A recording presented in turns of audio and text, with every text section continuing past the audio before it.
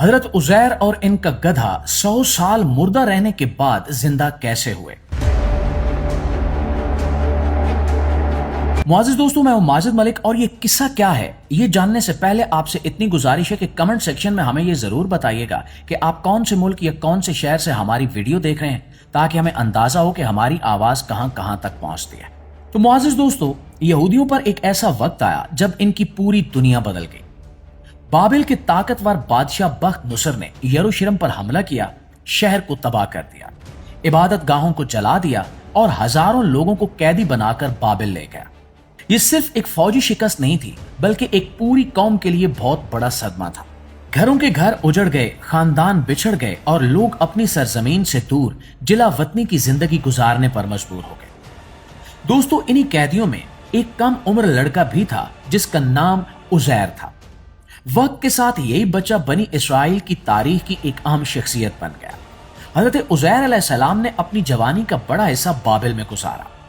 وہ علم سے محبت رکھنے والے انسان تھے اور تورات کے علم میں خاص دلچسپی رکھتے تھے۔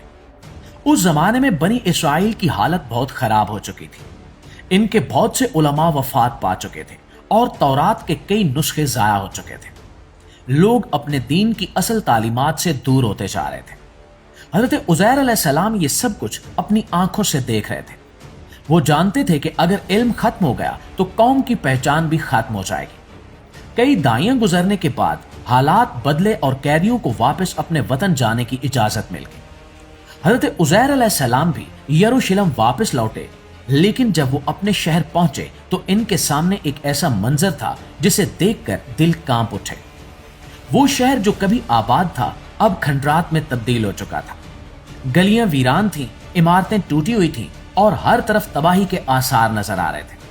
درخت سوکھ چکے تھے اور زندگی کی رونق کہیں دکھائی نہیں دیتی تھی۔ ایک دن حضرت عزیر علیہ السلام اپنے گدھے پر سوار ہو کر اسی تباہ حال علاقے سے گزر رہے تھے۔ ان کے پاس کچھ کھانا اور پانی بھی تھا۔ سفر کی تھکن کے باعث وہ ایک درخت کے نیچے بیٹھ گئے۔ چاروں طرف تباہی کا منظر دیکھ کر ان کے دل میں ایک سوال پیدا ہوا۔ انہوں نے سوچا کہ اللہ تعالیٰ اس مردہ اور بردبار شہر کو دوبارہ کیسے زندہ کرے گا۔ یہ شک کا سوال نہیں تھا، بلکہ اللہ کی قدرت کے بارے میں غور و فکر تھا۔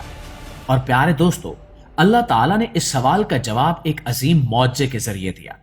حضرت عزیر علیہ السلام وہیں سو گئے اور اللہ تعالیٰ نے ان کی روح قبض کر لی۔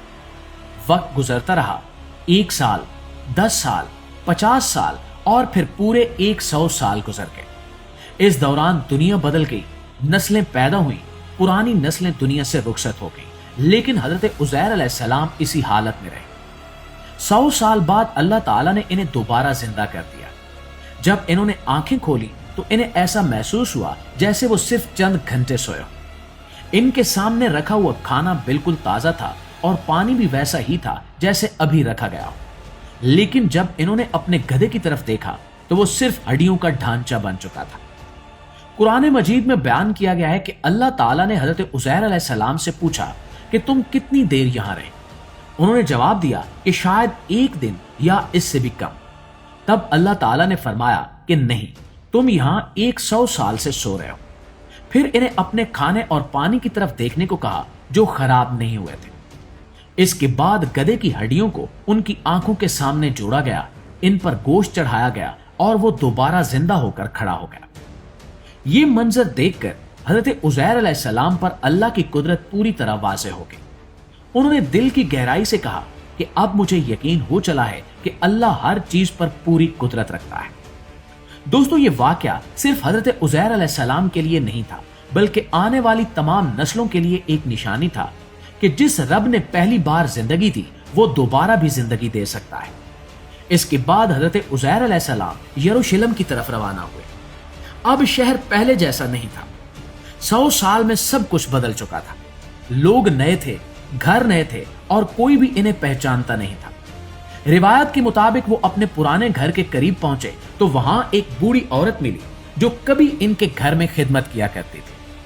حضرت عزیر علیہ السلام نے اسے بتایا کہ وہ عزیر ہے، مگر عورت حیران رہ گئی کیونکہ حضرت عزیر تو 100 سال پہلے غائب ہو چکے تھے۔ ناظرین، اس پوری داستان کا سب سے بڑا سبق یہ ہے کہ اللہ تعالیٰ کے لیے کچھ بھی ناممکن نہیں ہے۔ इंसान वक्त और हालात को देखकर मायूस हो जाता है, लेकिन अल्लाह जब चाहे मुर्दा जमीन को जिंदा कर सकता है, बिखरी हुई कौम को दोबारा उठा सकता है और हड्डियों को फिर से जिंदगी दे सकता है। हजरत उज़ैर अलैहिस्सलाम का वाकया हमें भी ये सिखाता है कि इल्म, ईमान और अल्लाह पर भरोसा इंसान की सबसे बड़ी ताकत है। जो शख्स अल्लाह की कुदरत पर यकीन रखता है उसके लिए नामुमकिन भी मुमकिन बन जाता है। और इस वीडियो के हवाले से अब आप दोस्तों की राय क्या कहती है, नीचे कमेंट में जरूर बताइएगा। वीडियो अच्छी लगी है, आपकी मालूमात में इजाफे का बायस बनी है, तो हमारी इस कोशिश को एक लाइक और एक शेयर जरूर दीजिएगा। इंशाल्लाह आपकी खिदमत में हाजिर होते हैं एक नई वीडियो के साथ। तब तक अपना ढेर सारा ख्याल रखिए। अल्लाह निगहबान।